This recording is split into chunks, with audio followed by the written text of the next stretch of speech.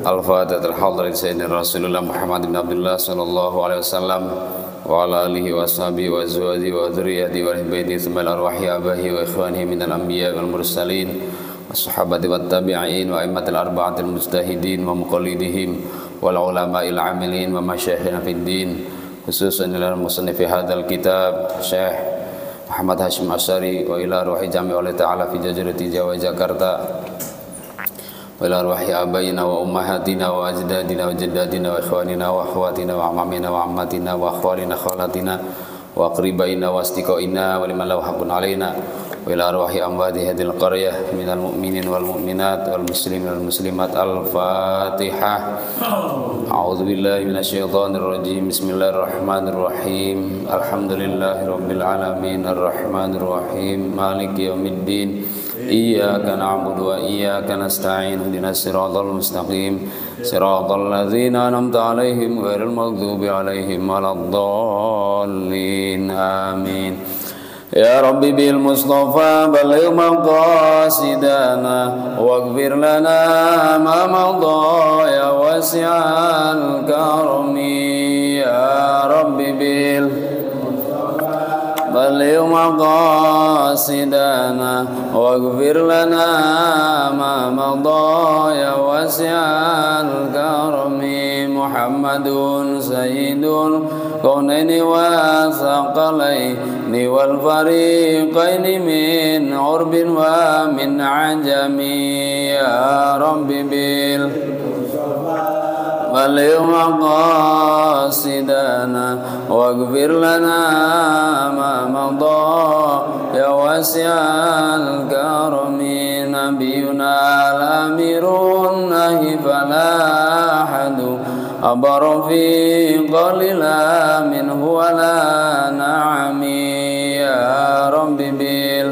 Mustafa baligh maqasidana waghfir lana ma madha ya wasi'al karami. Huwal habibul ladzi turja syafa'atuhu likulli hawlin minal ahwali muqtahimi. Ya Rabbi bil baligh maqasidana waghfir lana ma madha ya wasi'al karami. Allahumma salli wa sallim wa barik alaihi wa alihi. Bismillahirrahmanirrahim. Alhamdulillahirabbil alamin wa bihi nasta'in ala umuri dunya waddin. Wassalatu wassalamu ala asyrafil anbiya'i wal mursalin Sayyidina wa maulana Muhammadin wa ala alihi wa ashabi ajma'in. Amma ba'd. Fa inna asdaqal hadis kitabullah wa khairal hadi hadi Muhammadin sallallahu alaihi wasallam wa syarrul umuri muhdatsatuha wa kullu muhdatsatin bid'ah wa kullu bid'atin dhalalah wa kullu dhalalatin finnar. Wa kama qala Rasulullah sallallahu alaihi wasallam qala al-musannif rahimahullah ta'ala wa dama wa nafa'ana bi ulumihi fid dharain. Amin. Bapak dan saudara sekalian rahimakumullah, di malam hari ini kita kembali dipertemukan oleh Allah Subhanahu wa taala untuk sama-sama ibadah dan dalam rangka bersyukur pada Allah Subhanahu wa taala. Selanjutnya kita masih membahas kitab Risalah Ahlussunnah wal Jamaah karya Hadratus Syekh Muhammad Hashim Asy'ari yang pada malam hari ini masih di fasal fi dzikri amarati tirabis saah, yaitu mengingat tanda-tanda dekatnya hari kiamat. Bapak dan saudara sekalian rahimakumullah, ada banyak hadis yang beliau cantumkan dalam kitab ini berkaitan dengan tanda-tanda hari kiamat. Tetapi sedikit atau banyak bagi orang yang beriman sama saja. Sedikit pasti percaya, banyak tidak mengurangi kepercayaannya. Tetapi bagi orang yang tidak beriman, jangankan sedikit banyak pun tidak akan percaya. Tetapi yang lebih daripada itu adalah sebetulnya apa sih hikmahnya? Pelajaran apa yang harus kita ambil dari disampaikannya berita ini? Apa iya sekedar cuma nakut-nakuti atau memang ada pesan di balik itu? Nah, bagi orang yang cerdas, bagi orang yang penasaran, mau berpikir menggunakan akalnya, jangan hanya apa disebutnya menerima apa adanya. Yang terbaik adalah diolah, dipikir, lalu ditanyakan. Paling tidak bertanya kepada diri sendiri dalam hati. Apa iya? Apa iya? Nah itu sudah apa namanya hidup. Jalan berpikirnya kita hidup. Apa iya itu maksudnya bukan tidak percaya sama sabda nabinya, bukan. Yang dimaksud adalah katanya sudah dekat, tapi kok nggak datang-datang gitu, ya kan? Itu paling tidak kan ada pertanyaan seperti itu, Pak. Bahkan sejak Nabi dulu diutus, beliau sudah mengatakan bahwa diutusnya saya dengan hari kiamat bagaikan dua jari ini. Artinya berdekatan. Tapi kok sampai sekarang nggak terjadi, ya. Makanya materi ini selain kita untuk menambahkan keyakinan bahwa apa yang dianalisakan Rasul pasti benarnya, tapi marilah kita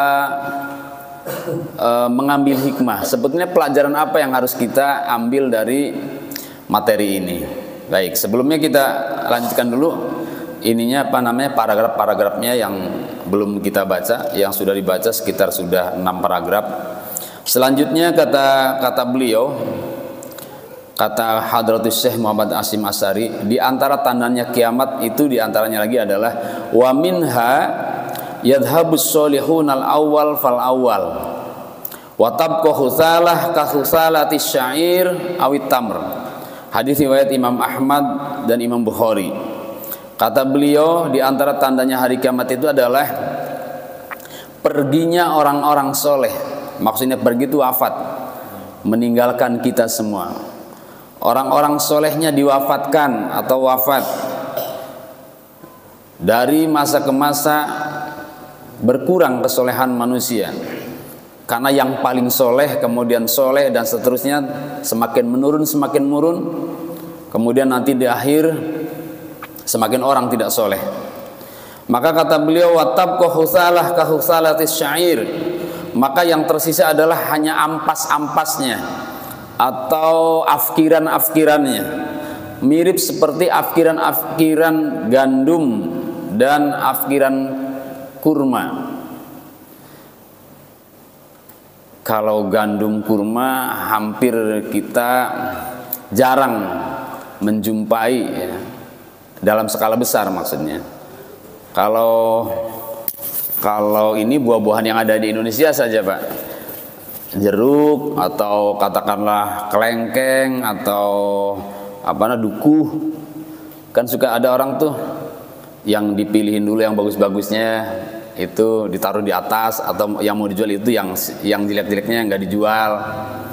Nah, nama dukuhnya, jumlah dukunya, jumlah buah-buahannya banyak tapi tidak terpakai, itu disebutnya ampasnya atau afkirannya.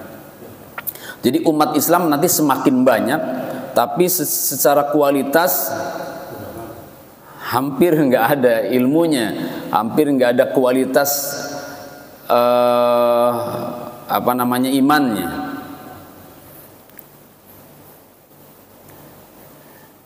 Ya kalau saya sudah mulai mengamati, Pak, dari orang tua dulu, orang tua kita, saya masih ingat benar pulang sekolah itu sebelum jam 11, Pak.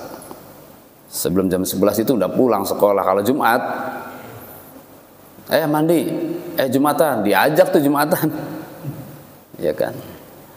Semakin kesini semakin jarang mana orang tua ngajak anaknya Jumatan.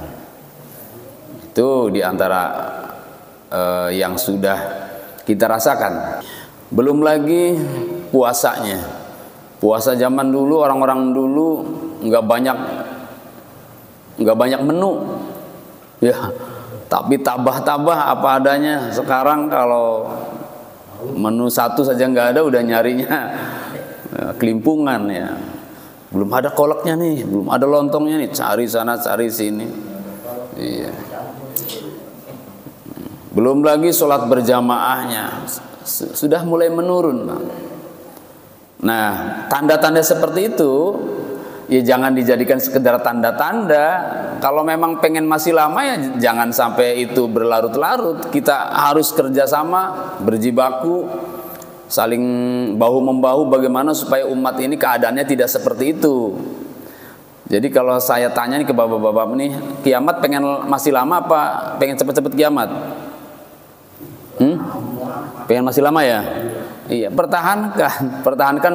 Kalau begitu ya jangan sampai ada di antara kita dzurriyyah atau keturunan kita, jangan sampai ada yang nggak soleh. Ya, jangan sampai para muadzin pada pensiun lalu tidak ada penerusnya, nggak ada yang azan. Al-Quran sudah tidak lagi menjadi bacaan wajibnya WA. Ya, dan itu sudah nggak bisa dipungkiri, nggak bisa dihindari. Mode sudah zaman tuntutan.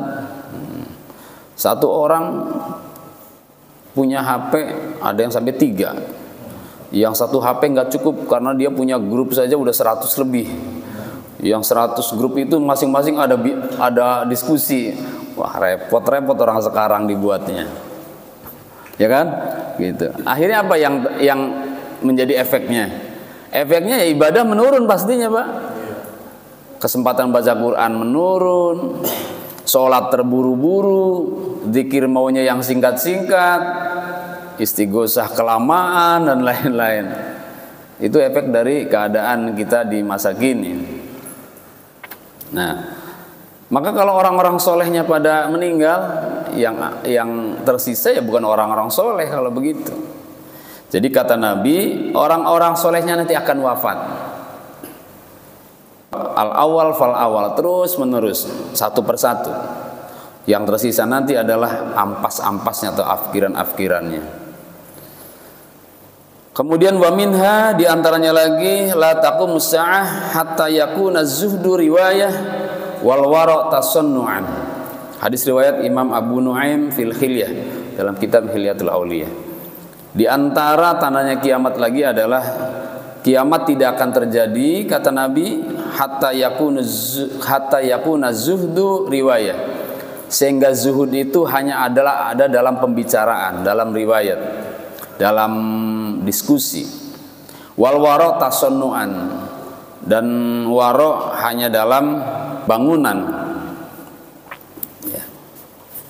Maksudnya bagaimana nih? Zuhud itu, bapak-bapak jamaah sekalian rahimakumullah, dalam prakteknya ini lebih dominan diamalkan oleh orang-orang yang berusaha mensucikan hati, yang disebut dengan tazkiyatun nafs, mensucikan hati. Karena hampir semua penghalang bisanya kita connect atau kita nyambung usul dengan Allah, bisa ibadah dengan khusyuk kepada Allah, itu penghalangnya tuh dipastikan itu cinta dunia. Cinta dunia. Dunia itu apa? Dunia itu ya banyak isinya. Ada tahta, ada harta, ada wanita, ya, ada waktu luang, istirahat, ada hiburan, ada gedung bertingkat, macam-macam. Itu dunia semua isinya. Dan kita bisa wusul dengan Allah apabila cinta dunia itu nggak ada, hilang. Yang dimaksud cinta itu bukan berarti nggak boleh memiliki. Yang dimaksud cinta itu adalah menyimpan dunia di dalam hati. Kan tempatnya dunia sebetulnya bukan di dalam hati, Pak. Dunia itu tempatnya ya di rumah, di kantor, di tempat kerja, di lapangan, di pabrik gitu. Di rumah kita simpan dunia, tapi hati kita usahakan, kata guru-guru kami, hanya untuk satu Allah. Nah, jika seperti itu, nah kita namanya sudah bisa zuhud, yaitu meninggalkan dunia menuju Allah Subhanahu wa taala, dalam pengertian zuhud secara khusus menurut para ahli sufi. Kembali kepada tadi pengertian secara bahasa, bahwa zuhud itu meninggalkan yang buruk mengambil yang baik, meninggalkan yang murah mengambil yang mahal. Kalau ada meninggalkan yang baik mengambil yang terbaik, gitu. Itu namanya zuhud. Dunia sama akhirat baikan mana? Dunia sama akhirat baikan mana? Susah jawabnya ya. Karena dunia sendiri mazra'atul akhirah. Dunia itu adalah tempat menanamnya akhirat. Tanpa dunia kita tidak bisa dapat akhirat, ya kan? Maka dunia itu bisa jadi baik, bisa jadi tidak baik. Yang dimaksud adalah dunia yang tidak bisa menjadi baik dengan akhirat, ya tentu baikan akhirat, kan begitu ya. Nah, jadi yang dimaksud pertanyaan tadi itu maksudnya bukan dunia yang baiknya, bukan. Dunia yang mengakibatkan tidak baik. Dengan akhirat ya bagus akhirat. 100.000 dengan 100 Amerika dolar, baikan mana? Banyakan mana? Bapak dikasih 100.000, suruh milih mau 100.000 apa 100 dolar. Kalau Bapak milih 100 dolar, itu namanya Bapak zuhud, meninggalkan yang nilainya rendah mengambil yang nilainya baik, tinggi. Anak-anak belum tentu mau ngambil yang 100 dolar, gak bakal mau. Ini duit apaan, mainan ini, ya kan? Nah, nggak doyan anak-anak, nggak mau 100 dolar, maunya 100.000 karena dia paham 100.000 itu ada nilainya, ada harganya. Kalau ini nggak bakal laku dijajanin, kalau menurut anak-anak. Nah, bisa jadi Pak, kita tuh begitu. Kita tuh begitu bisa jadi. Menurut para ulama, orang-orang soleh, perbuatan ini tuh nilainya sangat mahal. Tapi menurut orang-orang yang nggak tahu, nggak ada nilainya. Nah, orang-orang yang nggak tahu tuh belum mengamalkan zuhud. Ya, karena ketidaktahuannya. Tapi kalau karena ketahuannya, ya berarti termasuk bodoh. Ada yang lebih bagus, kenapa nggak diambil? Ada yang lebih mahal, kenapa milih yang murah?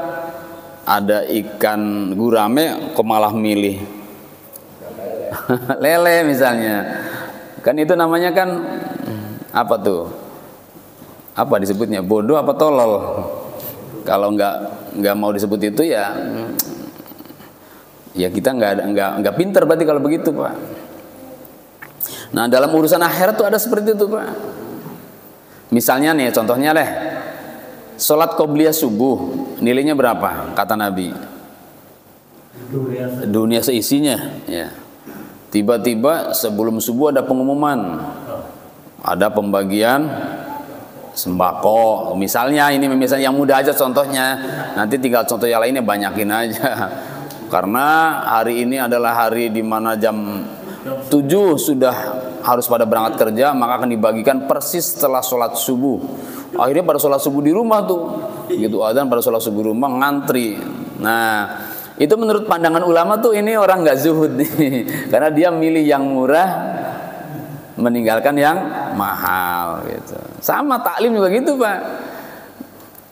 Ada nggak teman-teman kita, saudara-saudara kita yang saat ini lagi main WA, nonton TV gitu? Banyak ya. Itu namanya nggak tahu hak barang mahal ini nih, yang berharga sekali. Itu namanya belum zuhud begitu tuh. Nah, yang dimaksud Rasul begini, bisa jadi nih zuhud nih hanya ada dalam perkataan. Ustadznya saya termasuk nih, Pak. Jangan-jangan hanya sekedar ngomong doang, belum bisa ngamalin. Nah, di sini ya saya berlindung pada Allah ya. Mohon selalu bimbingan daripada guru ya, Pak. Agar bisa mengamalkan, bisa memilih yang termahal dari yang murah ya. Dari milih yang terbaik dari yang baik dan lain-lain. Agar zuhud bisa diamalkan bukan hanya dalam riwayah. Karena kata Nabi, di akhir zaman nanti zuhud itu hanya dalam riwayah, adanya dalam diskusi, adanya hanya dalam kampus, seminar. Maka kata pengamal sufi, Pak, dulu yang terkenal itu ada di antaranya adalah Pak Harun Nasution, ada Pak Abdul Kholis Majid, dan lain-lain yang pandai bicara tentang tasawuf. Tapi menurut para pengamal sufi, mereka baru punya kendaraan tapi belum pernah menaiki kendaraan itu. Nah, jadi orang-orang tertentu, orang-orang intelektual bisa paham menyampaikan masalah teori ini, tapi kenyataannya masih belum pada mengamalkan tentang teori zuhud. Nah, saya berharap saya dan bapak-bapak sekalian pelan-pelan, sedikit demi sedikit kita mengamalkan zuhud. Jadi caranya bagaimana? Kalau ada sesuatu yang baik dan terbaik, kalau baik sama jelek tentu meninggalkan yang jelek ya. Ini mah masalahnya, dilemanya baik dan terbaik menurut agama. Nah, kita berusaha mengambil yang terbaik. Itu namanya baru bisa zuhud tuh, Pak. Lalu waro itu apa? Waro itu sikap kehati-hatian. Sikap kehati-hatian dalam berspekulasi, lebih baik tidak mengambil daripada berisiko. Itu namanya waro. Lebih baik tidak mengambil daripada apa? Berisiko. Pak, HP itu manfaat apa madorot? Manfaat ya? Ada nggak madorotnya? Ada, banyak kan ya? Jangankan HP, ya pasti ada manfaatnya, Pak. Minuman keras saja ada manfaatnya. Dalam Al-Quran kan dikatakan wa manafi'ul linnas, begitu kalimatnya. Ada manfaat bagi manusia, tapi madorotnya lebih besar daripada manfaatnya. Saya pernah didesak oleh pertanyaan ibu-ibu ketika saya menjelaskan rokok tuh walaupun sebagian orang Islam mengatakan haram, tapi ada manfaatnya. Saya nggak percaya ada manfaatnya, katanya gitu. Saya nggak percaya ada manfaatnya. Coba Ustaz jelasin manfaatnya apa? Ya diantaranya orang-orang yang biasa ngerokok, kuat ngerokoknya. Kata Pak Yusril Iza Mahendra dulu, saya kalau nggak ngerokok nggak bisa berpikir.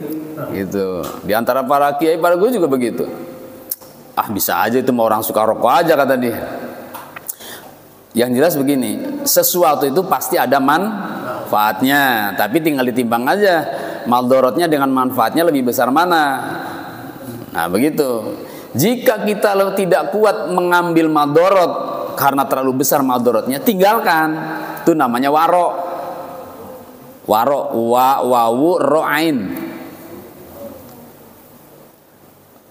Makan di warteg, Pak, boleh nggak? Halal nggak? Halal nggak? Halal ya. Di warung-warung umum tuh halal kan?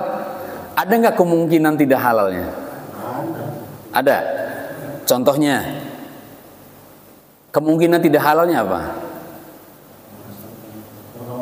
Motong ayamnya, ya apalagi, ya kan? Cara nyucinya mungkin bisa jadi kan ya, nggak bersih darahnya dan lain-lain. Kemungkinan haramnya ada kan ya?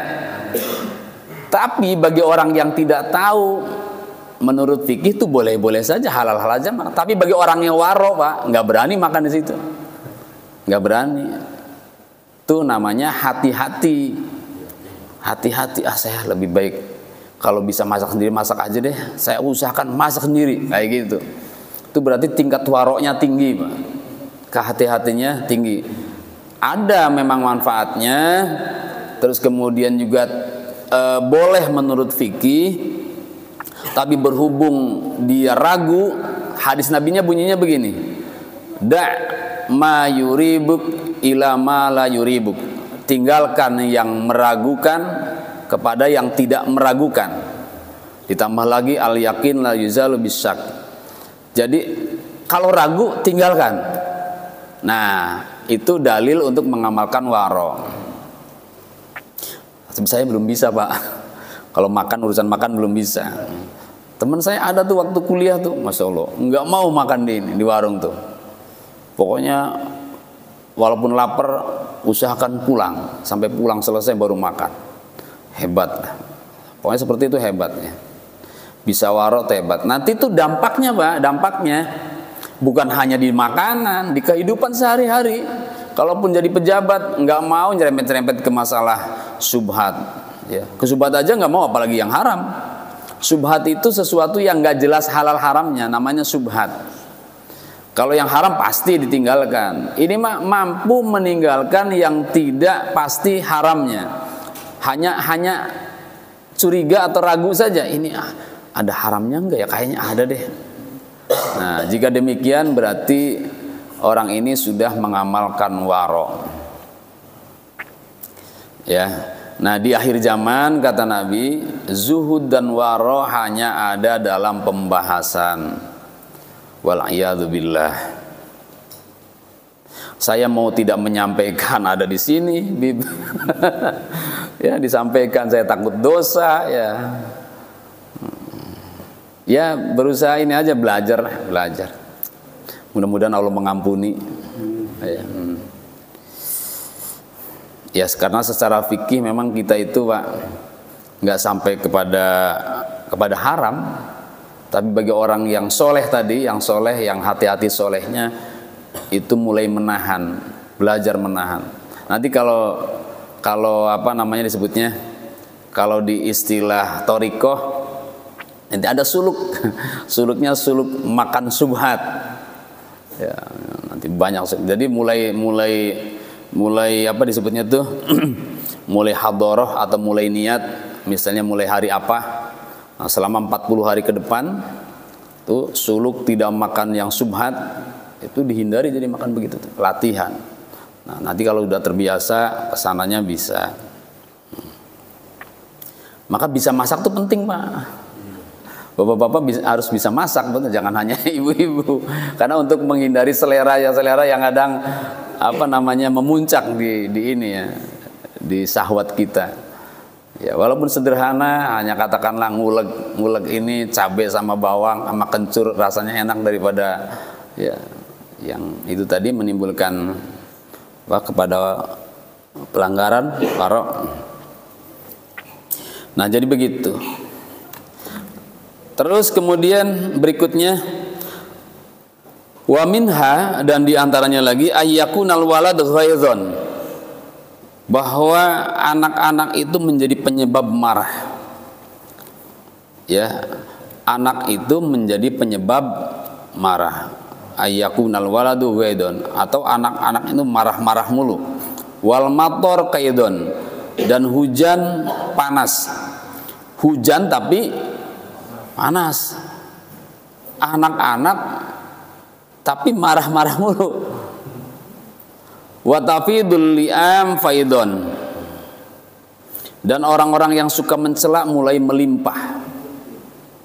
Bahkan bukan hanya dalam sosial pergaulan, di panggung-panggung ceramah sudah mulai celaan-celaan mulai banyak.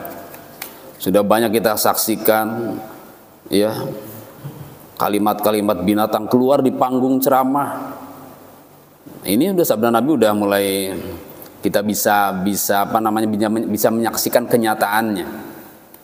Jadi kesopanan tidak dijaga lagi, apalagi dalam kehidupan sehari-hari. Dalam ceramah saja sudah mulai nyerempet-nyerempet kepada kalimat-kalimat yang mencela. Ada presiden dicaci maki, ada kiai di goblok-goblok. Udah sekarang di zamannya Pak, udah nyata banget hadis ini. Ya. Nah, bagaimana anak yang marah-marah ini? Sekarang sudah zamannya orang tua takut pada anak, Pak. Bapak ngerasain nggak? Orang tua takut pada anak. Dimarahin takut kabur, nggak dimarahin bandel, nggak berani marahin akhirnya. Iya, akhirnya yang marah siapa jadinya? Ya anaknya, bukan bapaknya, bukan ibunya. Beda dengan zaman dulu. Saya punya adik sekarang jadi pengasuh pesantren, namanya Burhanuddin, adik saya yang kelima. Itu masih ingat betul, di rumah nggak punya TV. Jadi kalau nonton TV kan ke tetangga Pak. Itu film sore kan luar biasa tuh sama anak-anak, membuat dia ini penasaran kalau nggak sampai selesai kan ya. Dan selesainya tuh kadang lewat maghrib. Dia sering dikasih tahu sama bapaknya, kalau sebelum maghrib pulang mandi. Ini maghrib belum pulang-pulang juga. Begitu udah maghrib selesai dijagain di pintu rumah. Begitu nggak usah pulang, nggak pulang beneran Pak, kabur lagi punya. Khawatir juga tuh anak seperti itu orang tuanya. Iya, tapi itu sekali kejadian disariin, akhirnya udah nggak lagi tuh nonton TV sampai larut maghrib. Nah sekarang tuh begitu, saya di sekolah banyak anak-anak yang udah kalau di standar dengan standar orang dulu kelewat bandelnya lah anak-anak sekarang. Ya, udah tidur mulu belajar, udah gitu ngomongnya kasar-kasar.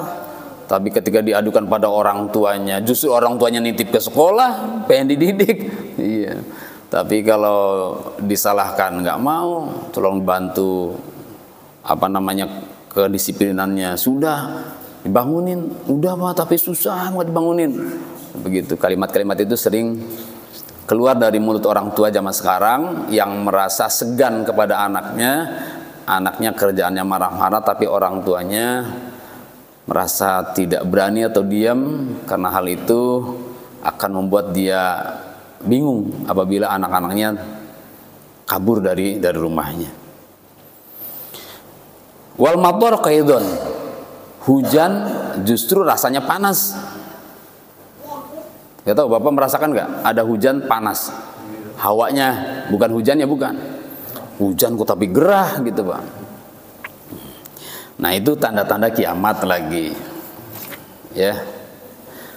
Berikutnya lagi, la taqumu as-saa'ah hatta yasuda kullu qabilah munafiquha.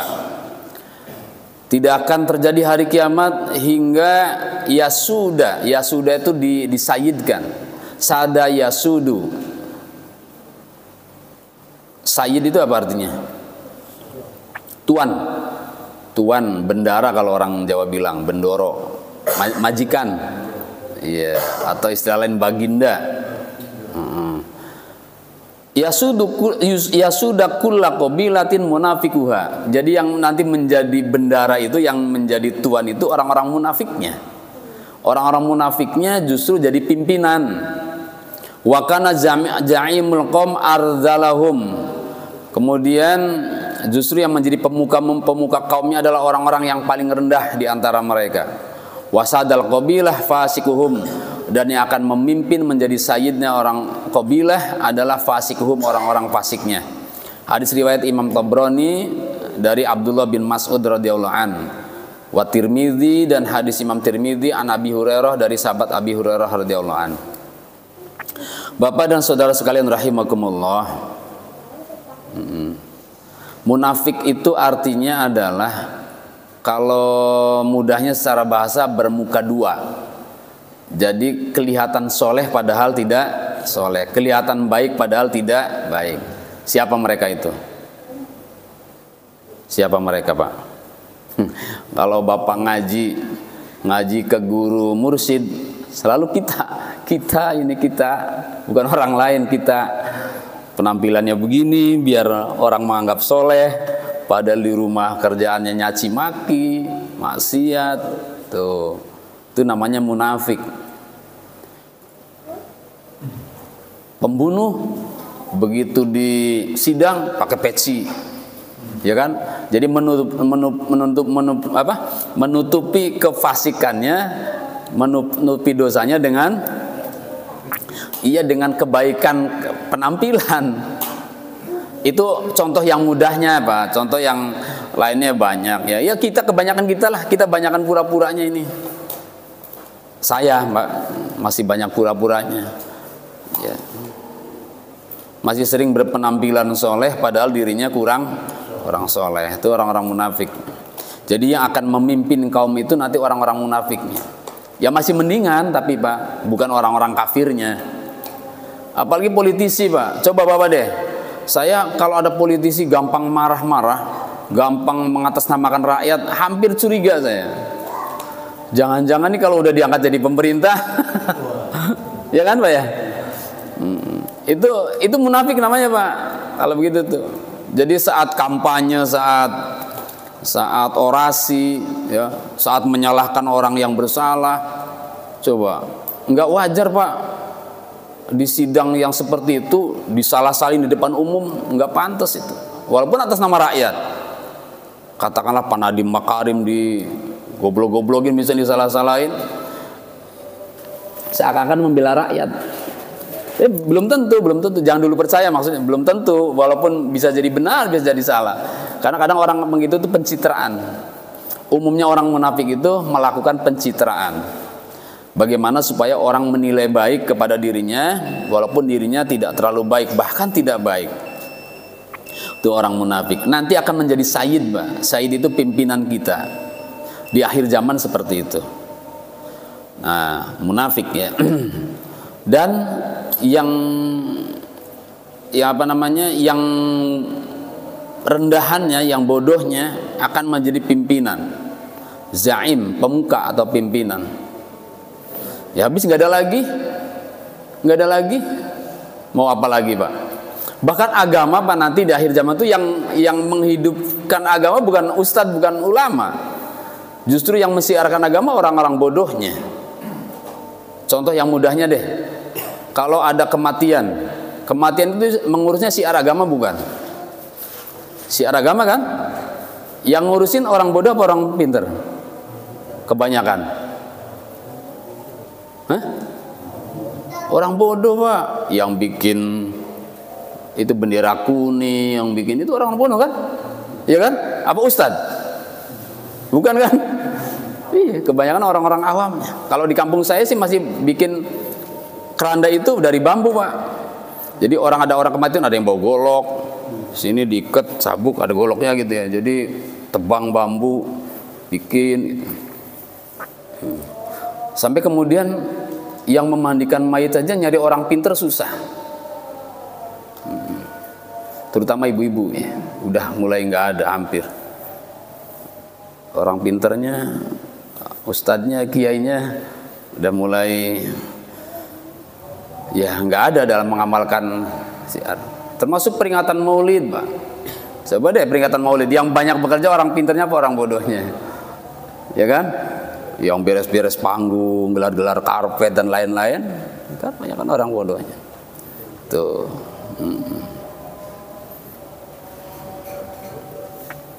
Itu sudah menjadi ciri-ciri kiamat. Nah, udahlah cukup segini aja. Masih banyak Pak ke depannya. Mari kita simpulkan begini. Apa yang dapat kita ambil hikmah dari pelajaran ini? Kalau saya begini, mudah-mudahan Bapak dan Saudara setuju, kalaupun berbeda tidak mengapa. Kalau saya kapanpun hari kiamat, ya, apalagi sudah ada woro-woro, sudah ada informasi bahwa kiamat sudah dekat. Yang terbaik bagi kita, enggak usah nyari-nyari tandanya kiamat itu apa saja, enggak usah. Yang penting kita persiapkan diri semaksimal mungkin untuk menghadapi hari kiamat. Ada orang berkata besok kiamat, Masya Allah, sudah persiapan apa kita ini? Enggak usah dibantah. Enggak usah dibantah, karena dibantah juga percuma, ya. Biasanya sih hanya ini aja, hanya memanasi situasi aja. Jadi yang terbaik bagi kita adalah sudah sejauh mana persiapan kita menghadapi hari kiamat. Soalnya dulu juga pernah ada seorang badui bertanya kepada Nabi. Saat itu Nabi sedang khutbah Pak. Tiba-tiba orang badui bertanya, angkat tangannya, "Mata sa'ah ya Rasulullah?" Kapan kiamat ya Rasulullah, katanya. Rasulullah nggak jawab Pak, diem. Maksudnya melanjutkan khutbahnya. Nanya lagi, mata sa'ah, karena memang Rasulullah sering juga dalam khutbahnya sa'ah itu sudah dekat, kiamat sudah dekat. Akhirnya si badui ini penasaran kali ya, nanya dalam khutbah, dalam situasi khutbah, kapan kiamat? Lalu Nabi balik bertanya, sudah apa yang kamu persiapkan? Apa yang sudah kamu persiapkan untuk menghadapi hari kiamat? Ditanya seperti itu, tidak ada ya Rasulullah, hanya cinta kepadamu, katanya gitu. Nah, Jawabannya hanya itu. Artinya bahwa apa yang disabdakan Nabi, tidak penting kita mencari tanda-tanda hari kiamat. Kalaupun ada berita, terima saja. Terima saja, kiamat sudah dekat.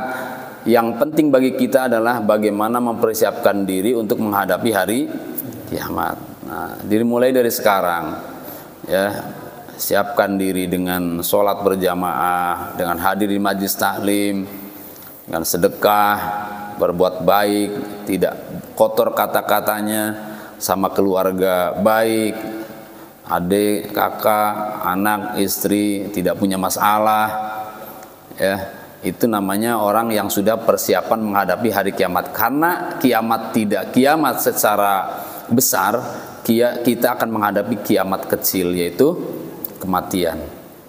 Ya, kematian itu kata Nabi itu kiamat kecil. Semua kita pasti akan mengalami hari kiamat. Jadi saya katakan sekali lagi, khususnya saya berwasiat untuk pribadi dan juga tentu jamaah sekalian, informasi ini mudah-mudahan menjadi tambahan keyakinan iman kita kepada akan datangnya hari kiamat.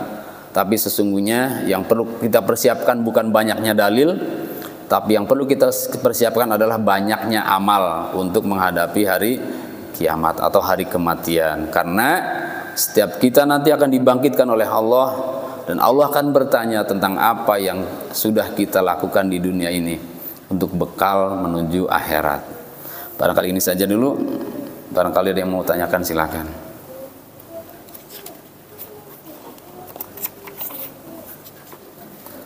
Ada? Alhamdulillah, pinter-pinter berarti. Mudah-mudahan Allah Subhanahu wa taala memberikan tambahan ilmu yang bermanfaat kepada kita dan dijadikannya kita hamba-hamba Allah yang mampu istiqomah dalam mengamalkan perintah-perintahnya dan menjauhi larangan-larangannya. Bismillahirrahmanirrahim. Alhamdulillahirabbil alamin. Wassalatu wassalamu ala sayyidina wa maulana Muhammadin wa ala alihi wa sahbihi ajmain. Allahumma wafiq imanana bi taufiq wa idu bi ta'yidik. Allahumma wafiqna lima tuhibbu wa tarda wa ja'al amalana fi ridhak wa a'inna ala muridina wa dunyana bi rahmatika ya arhamar rahimin. Sallallahu ala sayyidina Muhammad wa ala alihi wasallam. Walhamdulillahirabbil alamin. Assalamualaikum warahmatullahi wabarakatuh.